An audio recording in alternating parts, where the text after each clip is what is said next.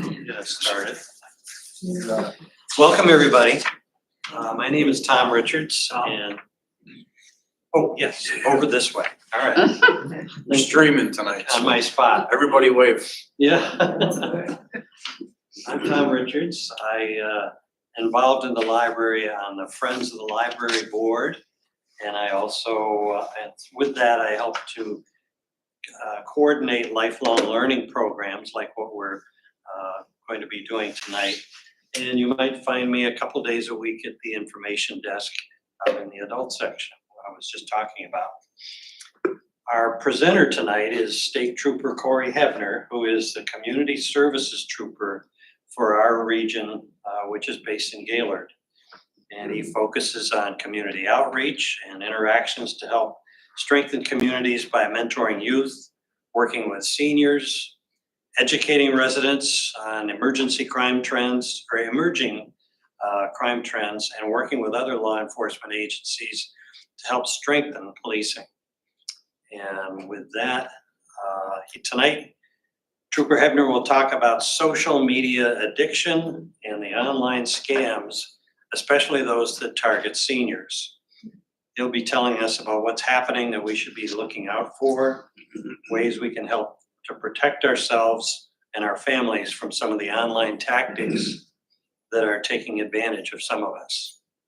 So with that, Trooper Hebner. It's a good thing you reminded me. I had the other one pulled up. I had human trafficking pulled up. Oh. And Not for seniors. yeah. If anybody has any difficulty at all hearing, we haven't put the microphone on the trooper because quite often we can get by without it. But if any, just raise your hand if you need a little help that way and we'll get him mic'd up. Very good. Thank you. Thank you. So a couple of things when we talk about senior scams, how many of you guys are pretty computer literate? How many of you actually still have a desktop or laptop?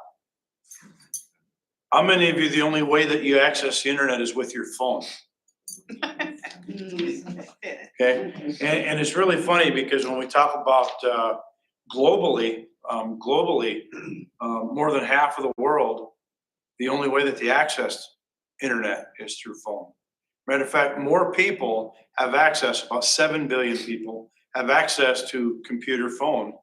Only about 5 billion have access to a working toilet. Wow. So we really have some things kind of forward thinking, but backward thinking.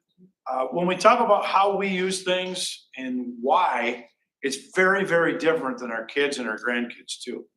51% of parents say they have no clue of what their kids do. A lot of parents, especially if they're 50 and over, they don't monitor what their kids do socially on the internet or with their phone or their gaming systems.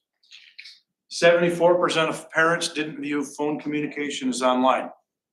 I'll rephrase that another way. Parents think their kids actually talk on their phone because that's what they do. And the problem is this younger generation, if they're 20 or under, about 91% of what they do is text, app, or use the internet. Only about 8.5%, 9% of what they do with a phone is actually make a phone call. So they're very, very different in what they do with their phones. A couple of the tips that we'll talk about. Don't take pictures of your debit card, credit cards, social security numbers. One of the easiest places to hack in your phone is either the notes section or the photos section. You should let your phone shut off every night or every other night. And when it actually does, it's forced to do an update. If we don't have our phone update, like if you just plug it in all the time and it never actually gets shut off, a lot of those programs never get updated. Very important that that happens too. If they do updates, a lot of times photo section, note section never does get updated. So when you take pictures of things, that's one of the easiest places for hackers to go. Social security numbers. In addition to not taking a picture of your social security number, why did only 250 social security numbers actually get replaced even though scammers had hit somebody's accounts. What do you think? Why? People know. Sometimes people didn't know that they've been taken advantage of. Very good. What else? Either that or they didn't really use their number. They accessed their social security number without even having the number present. You gotta remember, a lot of how people are using credit cards right now, via phone, they hit a skimming machine or they hit a business and they just happen to hit the random 9-digit daily double. Then they toss in the 4-digit or 6-digit expiration, the 3-digit CVV on the back. And what they'll do is they'll play for a long game. What they'll do is they'll take a batch of those cards. It's a computer program that just hits random numbers. And then when they match up 15, 20 of them, they put them in a bank. Then they play again for that expiration. Then they play for the CVV. Then, how many of you guys have ever seen your account where you had 27 cents as a charge? What that is one of these automated machines found out a combination of digits that was right. So reporting that is very important, even though it's a very small amount. Reporting that to your banking institution is important. It was my Discover card, Okay? and they caught it right away. Yeah, and our insurance companies are getting a lot better.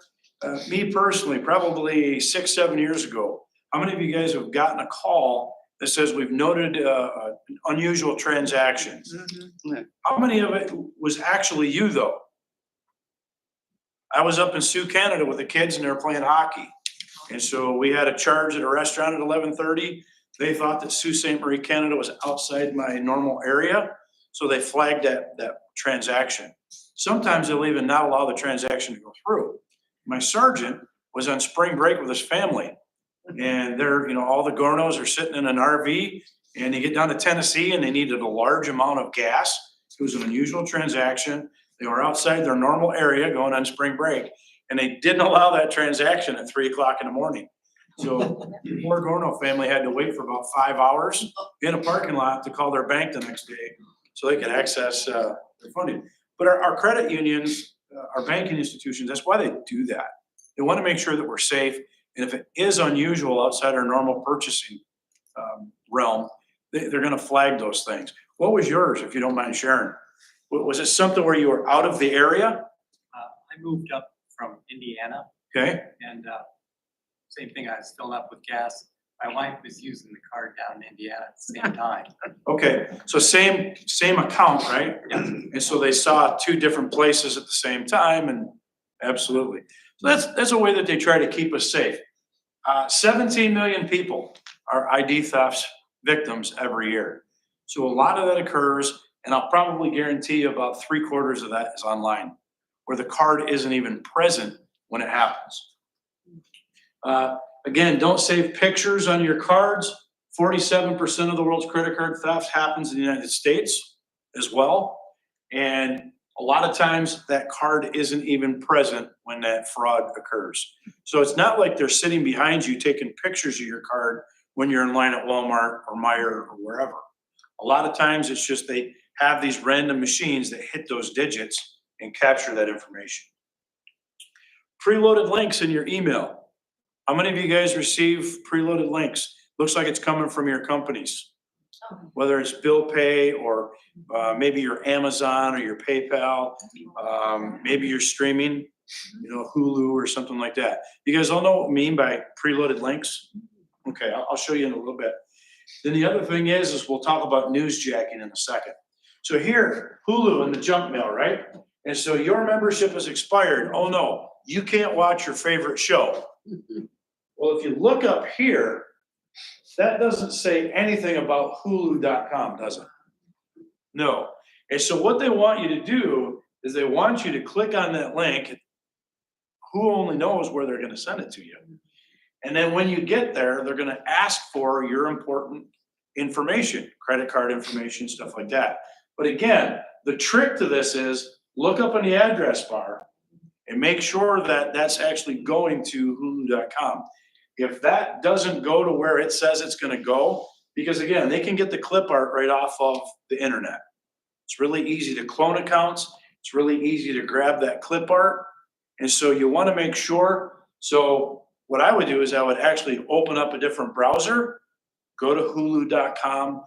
That way you know that you're going into your account information. Don't trust where these people are doing. Matter of fact, the latest greatest is, how many of you have actually received a text that has a link and asks you to go there? Mhm. And so it's the same scam. The problem is they're giving you a sense of urgency in that text alert too. It's like, hey, somebody's trying to access your account. We need you to respond within 30 seconds. That pressure is what makes you decide to take that chance and go to that inappropriate spot. So that's what we would need to make sure. The other thing with Amazon, right? Same thing. It's saying click your updated payment information. But again, where are they taking me? I don't even know who pandy.whatever.com.pk. So again, PK is probably Pakistan, if I remember the codes, right? So here in the United States, we're .com. If we're going to do something in Europe, it's .eu, .au for Australia. You know, every company or every country has a different code. So that's telling you that that's going to some other country. And so you really want to make sure that you're looking at these links. There's also spelling errors in that text. Spelling errors, and then also the letter A. And so you see the upside down question mark? The A. See how that's not the circle with the stem on it? That's different than our way of, I think that's actually, is it Cyrillic? Maybe Russian or something like that, the Cyrillic A. We don't have those on our fonts. And so font is a really big thing to pay attention to. So way to catch that. Public Wi-Fi. Public Wi-Fi is also another big thing. How many of you guys, when you go to hotels, sporting events, use public Wi-Fi? Okay. Again, for getting data, information, maybe shooting some pictures out, not a huge deal. But when we're accessing our banking information, that can be a very big deal. One of the videos that I show on longer presentations, a guy named Pablo Holman, last name is Holman. He does a TED Talk, and he is a hacker. He actually got caught by the federal government, part of his restitution, and he actually had to tell people how he did what he did.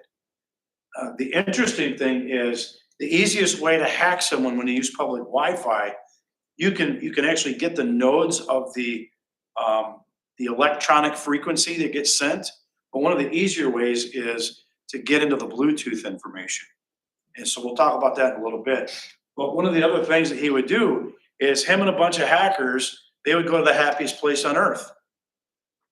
You got a lot of people on vacation, and when they go on vacation or on cruise ships, right, we kind of let our guard down on family vacations.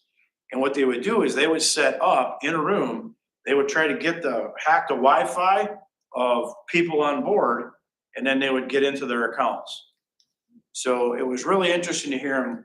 How many of you guys also remember hotels, motels, when they used to allow you to check out on your TV? And so he would actually hack that signal, right? Because in addition to Wi-Fi, the other signal that goes to that TV is through the remote control. So he would actually go into a different room, hack the remote control frequency, and then he could alter and enter information or capture the information that person was putting in. How many of you guys remember when you used to set up your passwords and talk to your phones that it would actually have a frequency and you could hear a dial tone or like a pitch? So every number would have a different frequency. Hopefully you've disabled that on your phones now, because you can actually, if you're musically inclined, pretty quickly you can figure out what their password is by the keys and the frequency that it is referenced to. Concerts, sporting events, again, those are big things. The other thing is these things. You guys remember back in the olden days when we actually had a square key and a circle key? They said that the keying combinations were actually better than now. Right now, they say there's only about 100 different combinations out there with people's garage doors, people's key fobs. So we've actually done this at sporting events. We'll get onto the U of M games or the Lions games. We'll actually hit key fobs, and after about 100, 150 cars, we'll actually pop somebody's trunk or open somebody's car. And, you know, I'm using a Chevy Tahoe. It's pretty common. So you can imagine, you know, you get 80,000 people, probably 20,000 cars at a different venue. You could probably find somebody with a similar car pretty quickly. It actually happened to us personally too. My wife and I are up with our kids up in Calumet, and it's 32 below zero or whatever it was. It had snowed 18 inches. My wife is trying to do the right thing, so she sneaks out to warm up the car, and she comes back in and she's shaking, she's in tears. I'm like, "What's the matter?" She's like, "I opened somebody else's car." I'm like, "Okay, what happened? How'd you figure it out?" She goes, "It's parked right next to our car." But all of a sudden, a dog started licking my ear. We didn't have our dogs with us. She got into the car, opened the car, she sat down, same color, it's snowing out, so they're all snow covered anyway. And all of a sudden, that dog started licking her ear, and she's like, "Oh my God, this isn't my car." So it does happen, and that's the problem. When we talk about different things, we've actually had breaking and enterings of people's homes, and we'll actually see people in, you know, work like trucks or big box type vans, and they'll start hitting or trying to hit the frequency of people's garage doors. And every once in a while, it'll pop open. So that's a couple of the things that we've seen. Computer fraud. How many of you guys have heard of the ATM or the skimming machines? Gas pumps? Okay, so again, to go back to this Pablo Holman interview, that RFI chip has a frequency, and it shouldn't transmit that frequency more than 2 or 3 inches. So even if you're gonna go to a skimming machine, more than likely, it's gotta be that skimming machine has to be about 2 or 3 inches away from wherever that port is to enter your card. But if it's close enough to that port where you enter your card, it's supposed to be able to read that. How many of your cards now have the tap feature? And that's all part of it. That radio frequency, all you have to do is tap that card, it receives that frequency. Those skimming machines can do the same thing. So be very careful if you're not in an area that you don't know. Easiest way is to go inside and pay inside the store instead of at the pump. Can you tell that if there's a device on that, or are they hidden? It's really tricky, and they're really good at, you know, making it look like it belongs. We've actually had, you know, state troopers pay at the pump, and there was a skimming machine on the pump when they gassed their cars. So they look very, very good. The other one is, Pablo Holman actually talks about this. He actually invented a machine where they're actually in a hotel across the street from a gas station, and he's actually able to shoot a laser beam and actually capture somebody's RFI chip. Now, obviously, he knows what he's doing, pretty advanced technology. I don't think it's readily available stuff, but it's possible. And so we just have to make sure that we safeguard our stuff. And especially if you see other transactions on those cards, make sure you report that to your banking institutions right away, because it's pretty obvious what you did and didn't purchase. And you would think that by now, even, you know, the cameras at the pumps or the cameras at the gas station are going to pick up what you were doing. They should be able to trace that back to whoever put that If on they the put a pump. device onto a gas pump thing, Yep. what does it look like? So a lot of times it looks like just about a 3/4 inch piece of plastic, and it's about this round. And all it does is it tries to catch that radio frequency, and it either saves it internally or it'll send a transmission to another machine. So a lot of times when we see these things, the person that put the reader on the gas pump is usually within a 500, 600 foot radius. And they're actually capturing that information through that machine to another computer. So it's something you don't see very easily. It's just No, same color as what's. usually, or they'll try to make it look like one of the magnetic strips, like it kind of sits over top of the credit card reader. So it looks like it belongs as part of the machine. And so that's how we find them usually. But the thing is, we'll find, you know, I'm sure 3, 4, 5 months from now, we'll find other things that look even crazier. They can be further away. So it makes detection even harder. So, Seen a circle on a gas pump, like somebody stuck a circle on the gas pump when I was putting the card in. yeah, this is about 3/4. It looks like it kind of looks like the cleat on a golf cleat. I guess is the Oh, okay, best way to this was express, just about, 1/2 inch thick and about 3/4 of an inch in diameter. And it just captures that RFI information, transmits it to another computer. So if there's a reader on the outside or a skimmer, is there one on the inside as well? I mean, those. No, usually that skimmer will send that information to a computer. Okay, So, but if you paid inside, it couldn't yeah, if you pay Receive inside, you're it. probably fine. probably, okay. Yep. So, ransomware. How many of you guys have heard about ransomware and stuff like that? So basically, Joburg High School is the last one that I've dealt with. The FBI came in and it took probably a week and a half or 2 weeks. I know we had a big hack at the hospital here at McLaren, Northern Michigan. I can't speak to that because I don't know what happened there. At Joburg, one of the teachers clicked on a link and it was a Trojan horse. When they clicked on that link, it allowed that other person the ability to access not only that internet email, but then they were able to access all the school's files through her computer. And it was really cumbersome. They were demanding a high amount of cryptocurrency. Obviously, they don't know where Joburg is or how big Joburg High School is. The problem, that was right before finals. So a lot of the teachers on the software that they had already created the tests in, not Power School, I can't think of the, same thing that we use at the college at NCMC.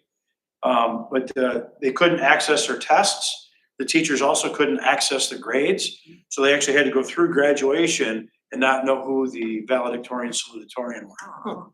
And it was about a week and a half before some of those seniors that were really, really sweating knew that they had passed. Pretty cumbersome on them too.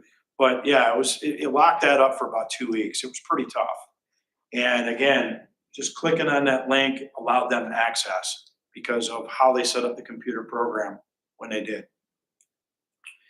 Securities fraud, we've seen a little bit of this lately, but nothing on a large scale. Securities fraud, usually what we'll have, you guys remember probably 3 years ago, all of a sudden Blockbuster Video really had a whole bunch of people want stock in Blockbuster Video. And Blockbuster as a company hasn't really been solvent for years. Once they went to, they didn't allow disc production or streaming, Blockbuster died. That's why Netflix was able to continue and take over that whole market. So all of a sudden we had a whole bunch of people dumping money into Blockbuster. What they did is they artificially inflated all those prices by starting to purchase things. Well, everybody gets curious, right? Curiosity killed the cat. So all of a sudden other investors saw that stock start to take off. So they started to dump in money too. And then the original people took all their money out and they were able to sell it at a higher price. And so that's what that was. The Securities Exchange Commission tries to watch this stuff. It's been a little bit more notable with cryptocurrency. It's going to be interesting. Tesla apparently just dumped a whole bunch of crypto. And so we'll see what that relationship is, if what they're doing is legal or illegal. But that's definitely worth noting when it was that much, about 2% of the market. Again, when we talk about Bluetooth, and it's really interesting, everybody forgets that Bluetooth is also our cars, right? How many of you guys stream music from your phone to your car? Just started it. Okay, and so how far can you get away from your car before that car doesn't hear your signal? I don't know. Have you ever went in to get groceries? Still connected? No. About 150, 200 feet, right? However, what happens if somebody else in that parking lot can get your Wi-Fi password? How about the router information that you have at your house?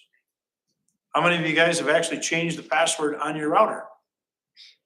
Good. Hopefully you do that often, because I know a lot of kiddos, they bank on that, so mom and dad can't track what they do, and they scam Wi-Fi from their neighbors. Matter of fact, I have specific kids, they get a $50 card from grandma for Christmas.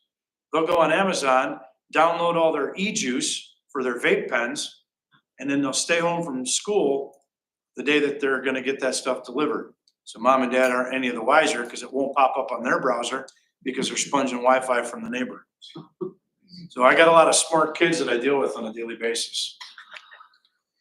Gaming with kids is also a really big thing. 82% of kids are gaming online with people now. Back, 30, 35 years ago when I was a kid, right? We had a video game system, it hooked to a TV, and that was it. Right? So my parents thought it might be a pretty decent babysitter. The problem is when 82% of the time kids are talking to people in the outside world, they might not even be doing anything wrong. They're still getting contacted by people. All of the games that they play, right? They have chat features in those things. And as long as you have a username and the geo address of that router of how they contact the internet, you can find out where somebody lives in the world. We forget, it's scary to us, right? Because we don't understand it sometimes. But our routers are public information, just like our phones were. And 40, 50 years ago, there's an ancient artifact in a drawer in somebody's kitchen. It's made out of paper, and it tells where you live too. It's called a phone book, right? So this is actually just an electronic version of doing that, but people really get freaked out for some reason when I say that you can get tracked because of your router. Well, you can get tracked because of your phone too. What was the way around it? Did you know that you can actually get an unlisted router address? If you contact your router company, whoever you get that through, they can actually give you, and it's probably a fee, but they can actually give an unlisted router address or geo address for that router. Just like we had an unlisted phone number. Average 8th grade male, 17 hours a week gaming. I have kids that look at me and they say, dude, that is my Saturday. I'm like, what? He goes, I get off the bus at 3:30. I start gaming at 3:30, and I probably don't shut the game off until midnight, 1 o'clock. Parents just let me go to bed whenever I want. And when we talk about social media and addiction, gaming and addiction, there really is a lot of correlation between the frontal lobe of the brain, that dopamine release, video games, and then alcohol or other substances. They all pretty much do the same thing. And so when we see kids that hardcore game, we see a lot of those things light up on those brain patterns. They really can get addicted. What's interesting though, is when I go into schools now, you got to remember, most parents, if they're 8th grade and younger, most parents are under 40. So I ask the kids, I say, okay, how many of you think your parents, your moms, your dads, are more addicted to their phones than you are? And it used to be about 10%. It's now about half. You got to remember, if they're 40 or under, they've only known cell phones that also have text. We're old enough, we actually remember beepers, right? Cell phones and beepers or pagers were two completely different things. Parents now, if they're under 40, they've only known it one way. All of them coming on the phone. And so it's really interesting. The other thing is parents think they do a really good job if they ground their kid because of punishment or whatever, they take away their phone and now they think they can't talk to their friends. If the kid still has the gaming system, you can access the internet, you can access all of your apps through your gaming system. A lot of parents don't know that. I also have some other pretty smart kids.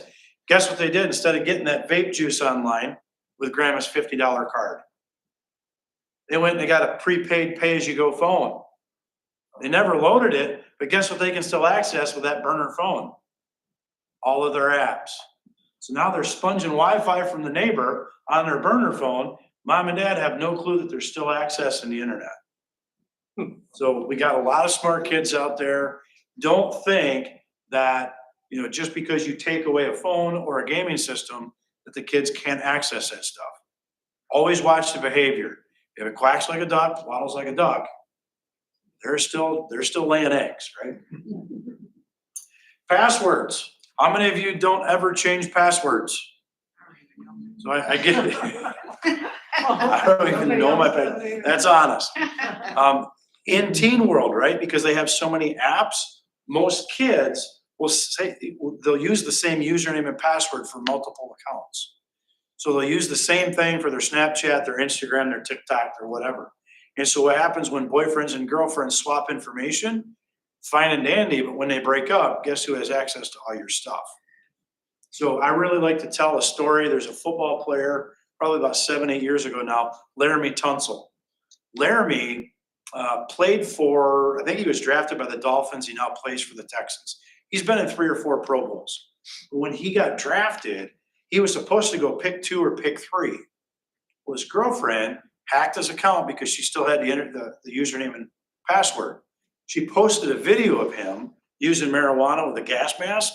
And so every NFL team freaked out because at that time, it was a violation of league substance abuse policy.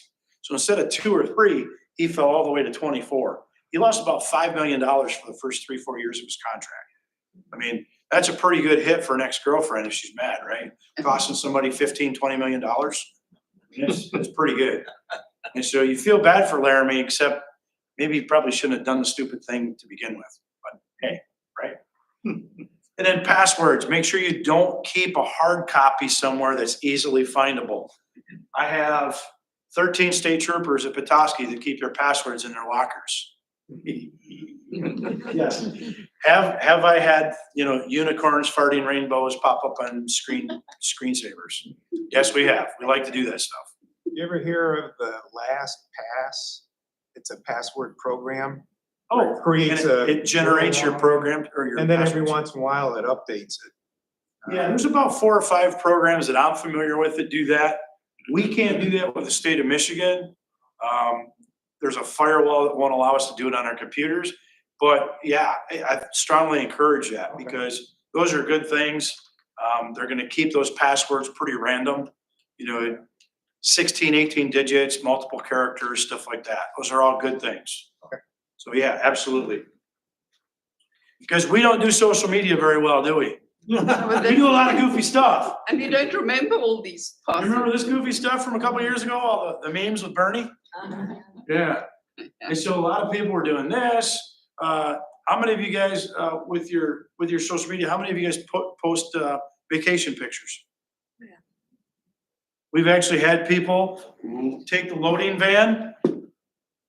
They know that the people are gone on spring break because they just posted pictures on their Facebook. They had been friends somehow, and they go to their house, they load up all the equipment, all the furniture, whatever it is, and then 4 or 5 days go by, and guess what? Nobody's reported it because they're still on vacations. So it becomes a little cumbersome. We forget, this stuff is really fun. It's, mainly safe. However, we do compromise our safety at times. And so we got to make sure that we don't do that all the time. Snapchat, one of the probably more popular apps for the kids. Again, I can see what my friends are doing. I can click on it. You guys know what the blue glowing dots are? Blue glowing dots are stories that have posted that are from people that aren't me. And it's ironic because a lot of kids will post stories. And so the Michigan State Police, bored on a Friday night, Saturday night, we've clicked on a blue glowing dot, and guess what? We find kids doing stupid stuff. Drinking parties in the woods, different things like that. So I like to remind people, especially boyfriends, girlfriends, if they break up, if they forget to shut off the mapping, they can be found. We forget that. It has a stalkerish sense to it.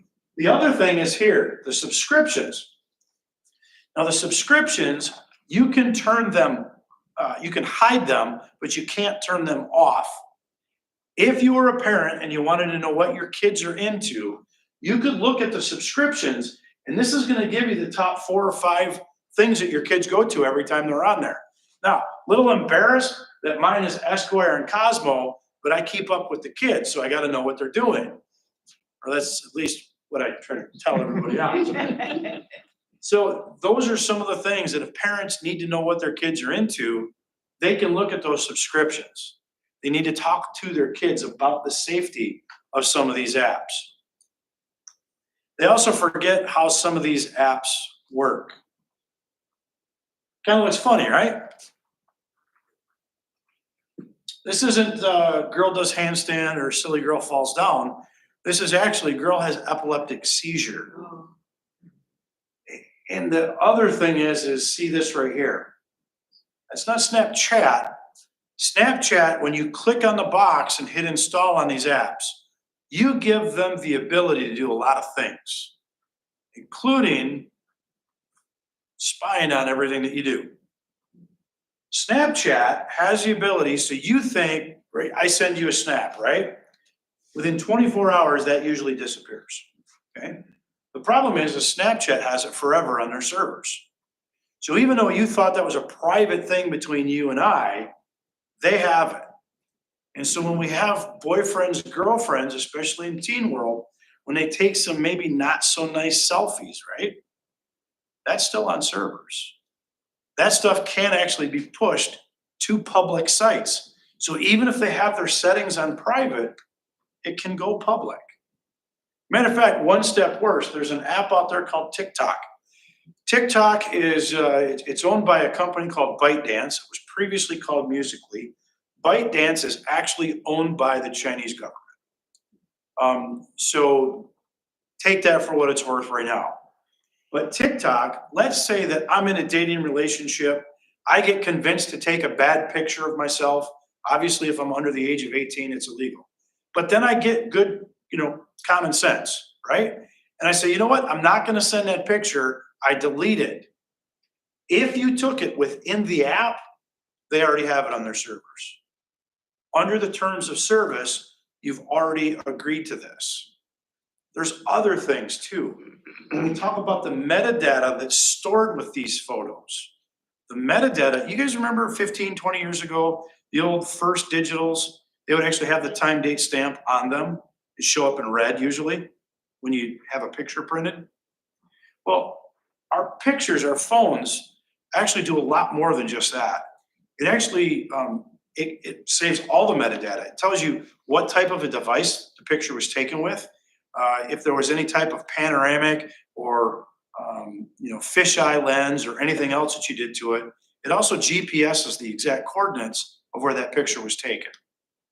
And so all these apps say that they scrub the metadata so the metadata isn't on the pictures. It only works about 80% of the time. TikTok also, if you're within 15, 16 feet, it will actually produce retina scans of the people. Facial recognition is about 8 years old. They're actually doing retina scans now.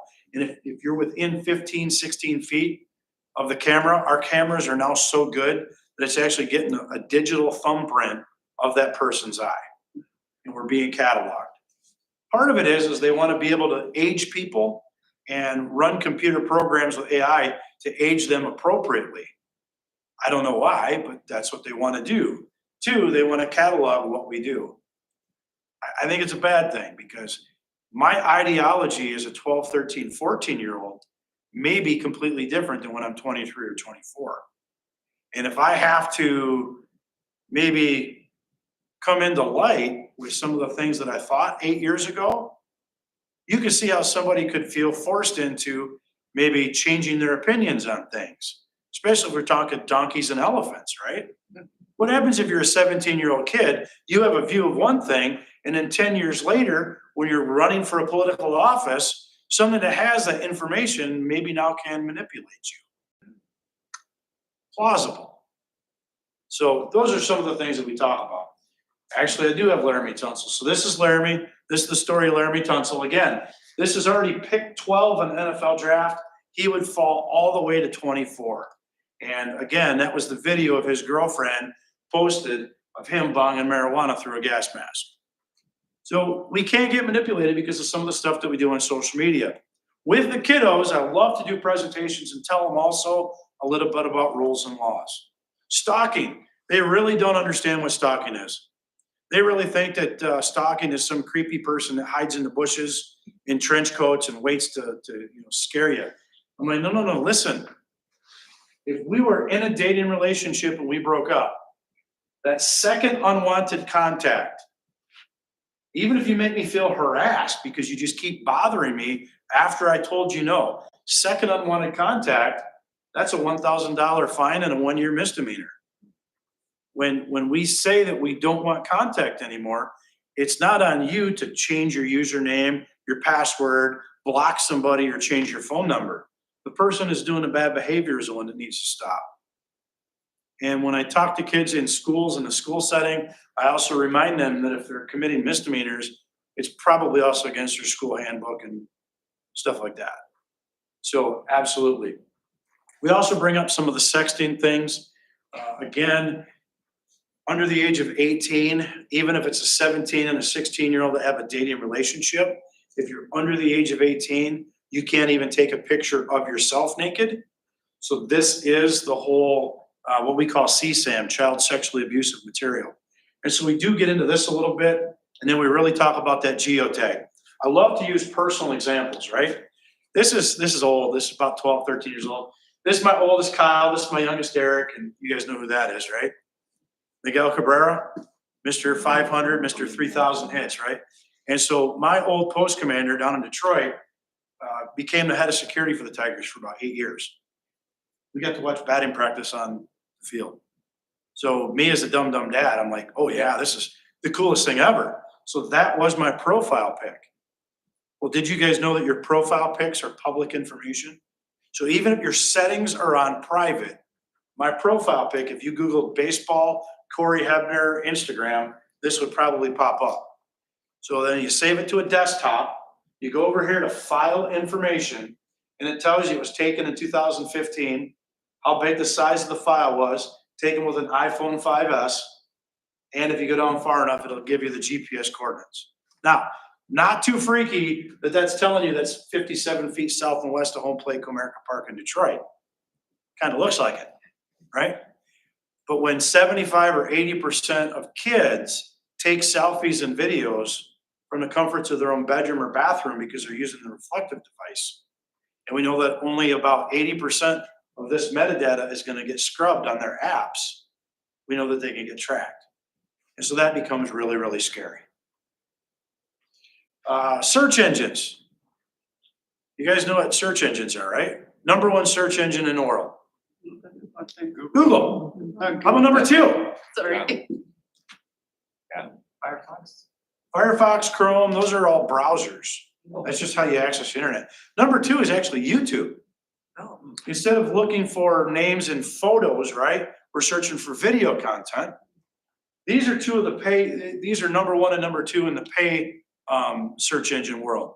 Intellius and Spokeo, they do some different things though. What they do is they try to link your email, your dating accounts, your social media, and then they try to find the device that you connect the internet with. So your browser, your router, sorry. So if I have, let's say I create a fake dating account, right? I still have to have a email address for password recovery. So I have to enter, so I have a fake dating account, I also have a fake email account. However, I still have to access that somehow, whether it's my phone and I'm using Verizon or AT&T, or I'm using my home router, or maybe the library router, that's still gonna show how I access the internet. The problem is, when I start to access some of this stuff from different routers, now I am gonna create a profile. And so they can see how I access the internet, loop different accounts to me, and it shows how I access stuff. So we had a kid come into the state police post. He says, Trooper Ebner, I have had my phone for about 35, 40 minutes. I already have $500 taken out of my Amazon or my PayPal account. The guy at Verizon had to have taken my money. The guy at Verizon didn't take his money. What's worse is what happened to him was completely legal. Again, we give these machines a lot of power. What happened is, this is kind of tricky. His Google phone was the Google X phone through Verizon. What he did is, got his phone, Hap Skippy, goes to Applebee's with mom and mom's boyfriend, takes a selfie, downloads an app on Instagram, and then posts that picture on Instagram. Now, search engines, we're good with that, right? We access certain search engines. Google is one of them. So he posts that. Well, the internal search engines work a lot faster. And so what happens is when he posts that, the internal search engines in the whole Google world see that he on Instagram face tagged him and mom's boyfriend. They're all on the same account. Mom's boyfriend owed $500 on his account. So the internal search engine sees this and then takes the kid's PayPal money to pay for mom's boyfriend's cell phone bill. Because of the terms of service and what we allow our phones to do, that may be possible with your cell phones. That's why it's important. TikTok, we've already kind of talked about that. The last thing that I'll share is another thing that TikTok did called heating. Does anybody remember this? Okay, so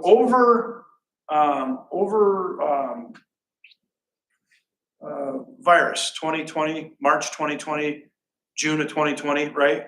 We're all sitting at home. We don't have a lot to do. There was kind of a social experiment that they tried. How many of you guys watch Netflix? When you're bored, what do you do when you go to Netflix? See what they're showing. You look at the top 10, don't you? Yeah. And so kids really do this. They have this thing, FOMO, fear of missing out. And so they look at the top 10 to see what's popular all the time. Well, what they did, TikTok gave a whole bunch of money to Netflix, and they had to admit it in this big thing by Forbes. They actually got sued. What happened was they gave about $1 million to Netflix to advertise for a really goofy TV show, a South Korean TV show. Wasn't really popular. All of a sudden, it artificially got heated because remember, almost half of all users on TikTok are bots. They're not real people. So if I can influence over half of all TikTok users to go to Netflix and make this look popular, everybody thinks it's popular. What was the show? Squid Games. And so you may or may not have seen it, but in kid culture, if you're under the age of 28, you know what Squid Games is. Is that why the top 10 never really looks very interesting to me? Absolutely. And again, right, we have different likes and stuff like that. So I would pay more attention if I were you to what they suggest for you, because once you start to click on like things, they're going to find other shows that you haven't seen. And so that's probably a better way to find out something that you're going to match up with. The other thing is what we're doing on our social media. How many of you guys have seen the old original Ghostbusters? Yeah. What did Ghostbusters tell us that we're never supposed to do? Never cross the streams, okay? And so we know that other things that we do, social media, is just like being addicted to narcotics, alcohol, or gambling. So what happens when we in the state of Michigan about 4 years ago allow people to take a dopamine releasing device like a cell phone and cross it with a dopamine releasing activity like gambling? Oh, hold on. Is it a big thing? Record revenue in 2021, $53 billion. Why? Because you don't even have to leave your family at the dinner table and sneak off to the casino. You can now do it from the comforts of your own phone. I mean, how many of you guys have seen commercials for MGM Grand and Bear Rivers? The reason they're advertising is because they got money. Here's what's worse. 2023, what we do? We allowed sports betting, 2022. So now we got $80 billion being wagered just in the sports betting market. So I asked my kids, college kids, I said, how does this work in your world, right? Because half of your teammates can't do this because they're under 21. Half of them can. He said, Dad, this is what's going on. You know what a three-legged parlay is? I'm like, I don't have a clue. He goes, instead of you betting on the Detroit Red Wings to win tonight against the Islanders, what you would do is you would say that one guy has to have 3 checks, another guy has to score a goal or assist, and the goalie has to allow under two goals. And if all 3 of those things happen, your bet pays off. The problem is when you do a deeper dive, the free sites, the under 21 sites, statistically, that 3-legged parlay is going to pay off. However, when you trade and you get the pay sites when you're playing for money, if you're over 21 and you're playing on those other sites, statistically, the house is gonna win. And so that's what they do. They get all of these kids to think that they have all these skills to get good at these games. They're winning, they feel confident, and then all of a sudden they don't realize when they're starting to pay that those odds have changed. And so that becomes a thing. So I asked my guys, I said, is this a big thing at your campus? Both of them had lost 2 teammates in hockey and in baseball because the kids had run up 30, 40, 50 grand in debt, and mom had to pull them out of college. A year's worth of tuition. They had gambled in a year. And so it becomes a really, really big thing. And so I really think we're just starting to see the tip of the iceberg, because we really don't have numbers back on this yet, right? We know that phone betting had just started in 2021. We know that sports betting was 22, 23. So we're really gonna start to see some issues and some numbers from that. So, yes. There's a solitaire game that I play online. Yeah. And I've never signed up for it, but if I enrolled, I could actually win money. Sure. So I just do it just for fun. Yep. And I just this week got a message from that game that in Michigan, it no longer can pay out in money. It pays out in credits Credits or something like that. Yeah. So it sounds like Michigan's trying to clamp down on the sports betting. It's not I really think sport. that it's one of those things, right? The pendulum has got to swing both ways. So now that we're gonna find that we have an addiction problem, we're gonna have to start to see other ways that they can restrict, trying to keep people safe. I don't know what that is. I don't know if they clamp down on the amount of time somebody can, or the amounts that people can bet or wager. But we're gonna see some regulation. It's like the marijuana industry, right? Whether you're for or against, Laura got handed this. Laura has tried to regulate it. And I think the big thing now is there's so much stuff on the black market, the price of marijuana has just completely collapsed. So until that industry regulates, right, it's pretty much the same thing. We're gonna see the pendulum swing back and forth.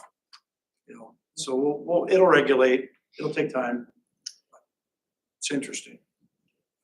I was shocked watching one of the games on TV recently. I think it was football. I can't remember. But in a break, up comes the odds from one of the sports betting places, Yeah. graphically portrayed, so that if you're betting, here's what the odds look like right now. And it was presented by one of the online betting Yeah, and outfits. if you remember, 35, 40 years ago, NFL Today had Jimmy the Greek Snyder on there, right? And he would actually give the line, give the odds. And then all of a sudden they put the kibosh to that. Mhm. So it's one of those things that's been around for a while in different forms, but we'll see what happens when it self-regulates. Thank you so much. Absolutely. Any other questions? Ma'am, yes. Major. Major what? I got a major, hack, is that what you call it? I would call Okay. it. Yeah, spam the other day. It's disgusting. And it's, they're asking for money, so they don't release all my personal information or supposedly whatever they got through my cell phone.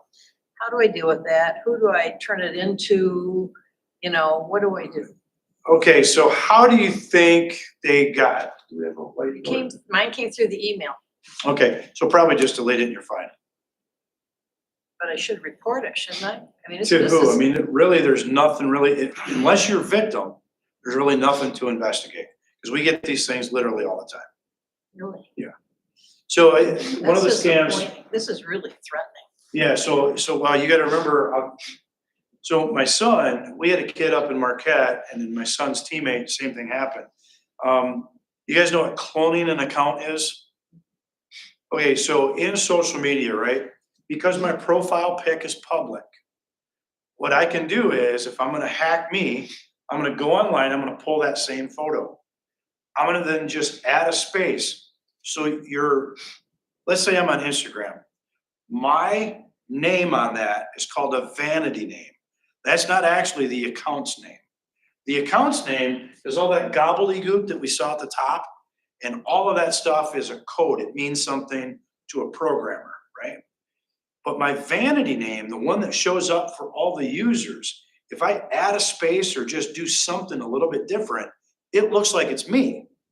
And so if I'm able to grab that same profile pic that I have, add a space or just take away a space and make it look like me, I then tell all my friends, hey, I dropped my phone in the water, I'm creating a new account. Well, that didn't happen to Corey Hebner, but now that person that's cloning the account can see all my friends on my friends list. Can't access it yet because he doesn't have access through me. But all of a sudden, when all of those other people start to add me, now this all of a sudden looks more and more legitimate, like it's me. I have almost all the same friends. I might be able to add other photographs and make my account look good. So then what I do is I get this person to finally friend me. I create a third account. And now I take the information because I can access certain things with this guy. And now I start to say, hey, I'm a pretty 18-year-old girl and I need you to send me pics and I'll send pics of me. So all of a sudden they swap pics and this poor kid up in Marquette swaps a couple inappropriate pics because this person has all the access to his friends list. Says, hey, I want you to give me $3,000 or Granny gets to see your naughty nuggets. He's so worried about this, he actually suicided. Yes. And so we actually had 3 people finally get extradited from Africa Yeah. because of this. So my son's the same scam. What's that? How did they get the guys from Africa? I mean, somebody had to trace that back, didn't they? Yeah, So how do I get this pervert traced? nobody back? died in yours, so they're probably not gonna spend the time. But that's why, right? And so what they did is, same thing with my son. And so son says, hey, Dad, I've got a roommate. He sent some pics. They got $500 of green dot cards and they're demanding more. I said, well, here's the other thing, right? Everybody talks about AI and fake stuff, right? I said, you know how easy it is to clone pictures? Have him just go through his friends list, tell everybody that he's got a crazy ex-girlfriend that faked a picture of him, even though there's a real one out there. And now they won't be shocked when they see it. And so that's what he did. Guess what? The scammers never sent the bad pic. They just wanted the money. And that's what they want from you. That's what I think. So as long as you're not a Bitcoin. victim and you haven't sent anything, you're gonna be okay. So just delete it or block the account. Okay, but we literally get this 30, 35 times a week, just at our post. Imagine. And it's kind of, a little sick, a little sadistic that people would try to do that. We've also had other people, they get the email that this, Saudi prince has millions of dollars. I just need somebody to pay the extradition fees on my taxes or whatever. We get that a lot too. But with this latest, right, as long as you're not victimized, they're not gonna spend, because what happens is, you know what a VPN is? Not really. So you have a router, right? That's how most people access the internet, through a standard browser like Firefox, Google Chrome, right? Internet Explorer. So if I have a VPN, it doesn't look like I'm coming from the same router every time. And so when people access the dark web or, kind of the deep web, they can bounce that VPN and make it look like it's coming from everywhere. That's what these guys were doing in Africa. So it takes a lot of research and, looking into it to figure out how they're doing what they're doing. And so that's why we in law enforcement, unless it's a computer crimes unit in Traverse City, we don't have any way to actually even do that investigation. So a lot of agencies, your local agencies, unless they refer you to our computer crimes in Traverse City, they're gonna tell you that they don't have a clue how to do it. And they're not lying to you. They really don't, because we need somebody that's actually a pretty good expert in that. Yes, sir. It seems to me that just the amount of spam that comes through is accelerating and more of it gets through. I got a spam folder that fills up, but more of it seems to come. Are they getting more sophisticated? Absolutely. And so that's why the teacher in Joburg and some of these others that we talked about, they are getting sophisticated. The ones that are going to our phones now, where you get a text and there's a link in that text, that's something probably just in the last 6 months that has kind of popped up. As technology increases, they're only going to get better. What's worse is, have you guys heard some of the AI stuff out there? Do I have internet access here? Yeah, let me see if I can show you this. If you go, find the networks.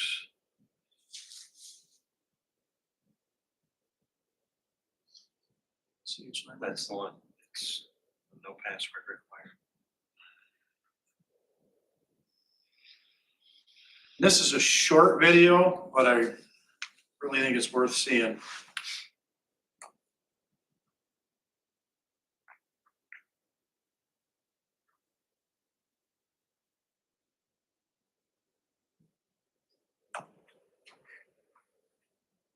Whoop.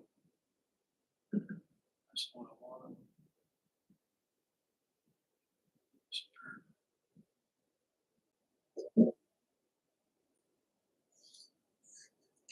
Tell me if you can see if that's not Morgan Freeman. This is neither him nor his voice. Look at the eyes. Every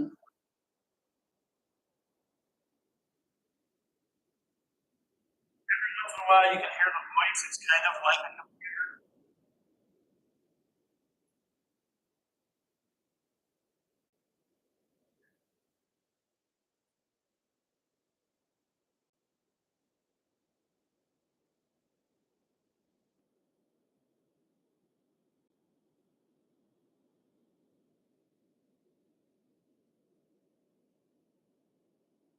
Now his face and the producer of that's face.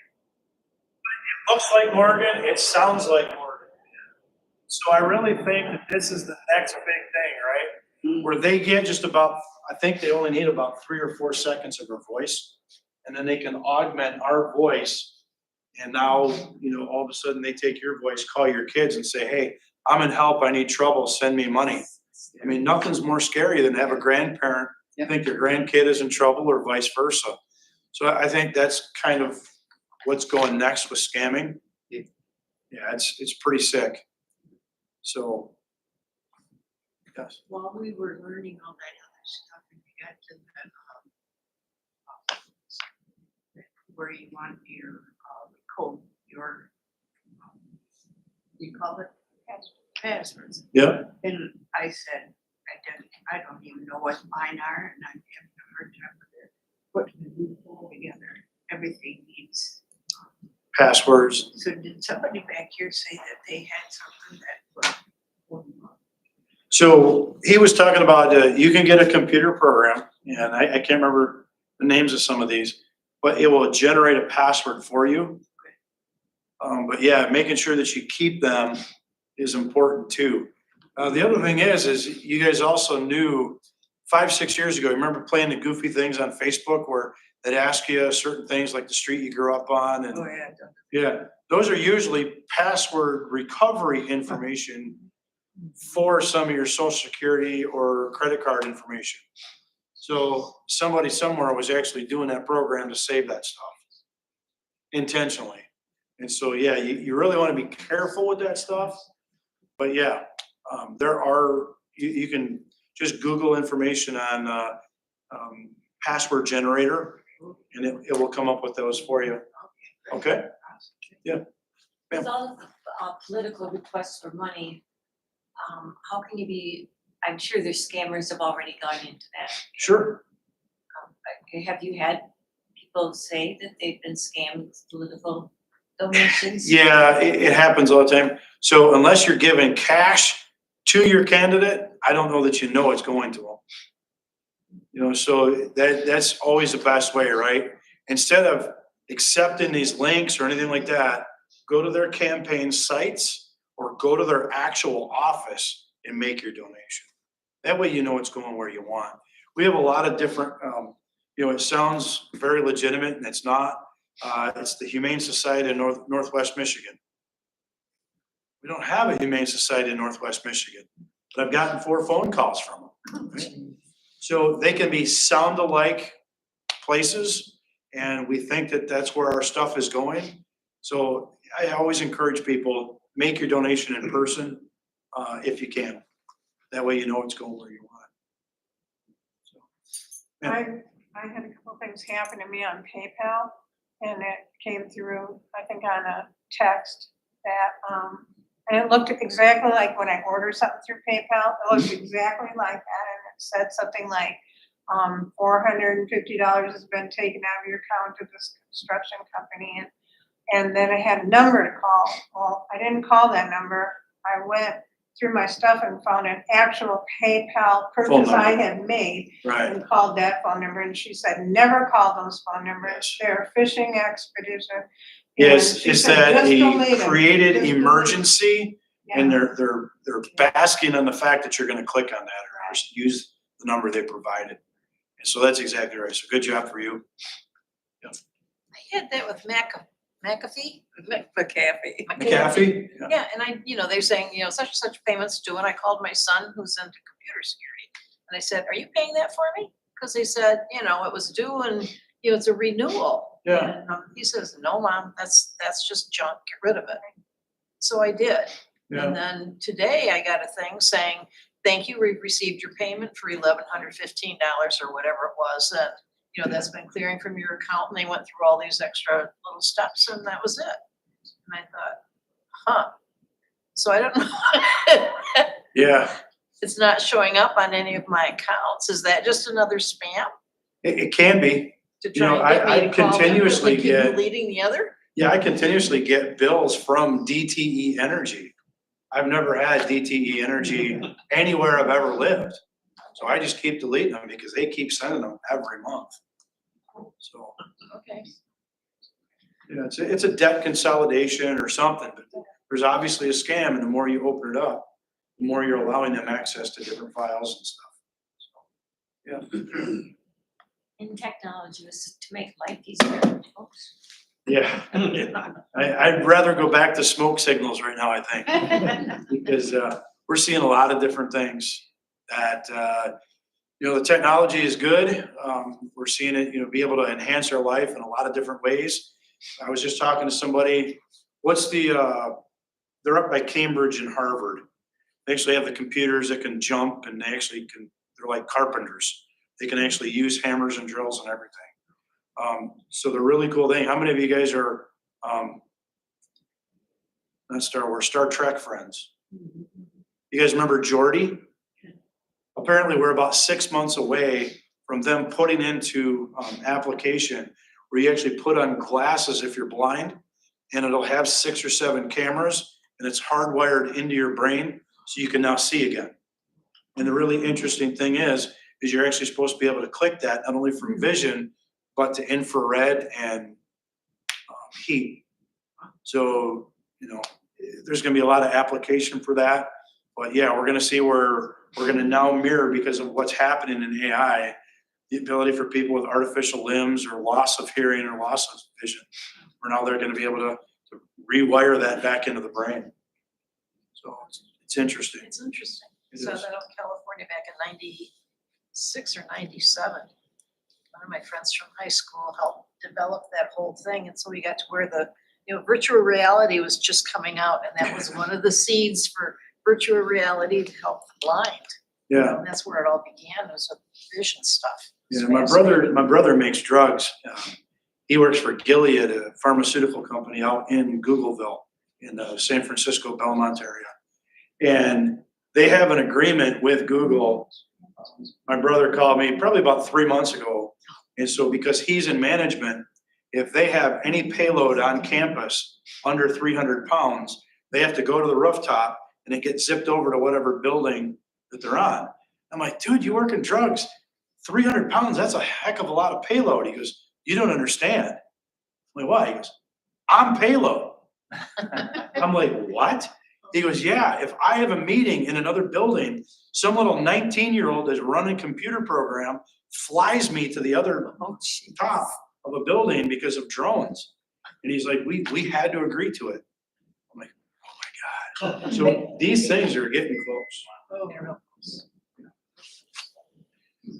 Anyway, I'll stick around. I know some people, they want to get going because they're ready. Corey. Thank you very much. Absolutely. Anytime.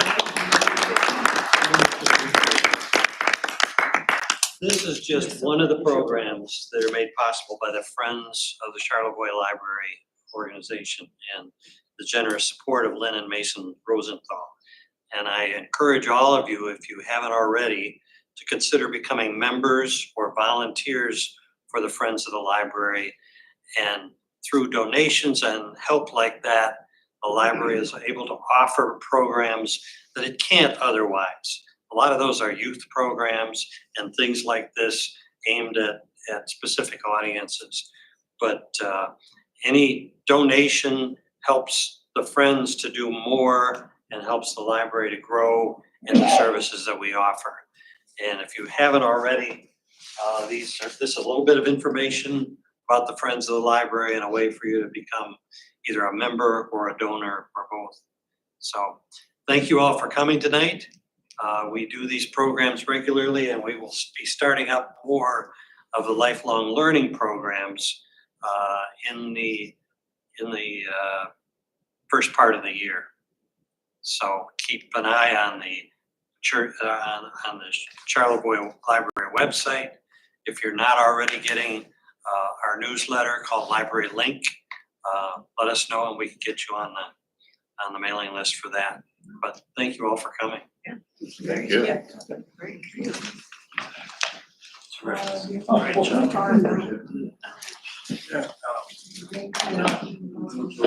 Kids that get more into like the AI.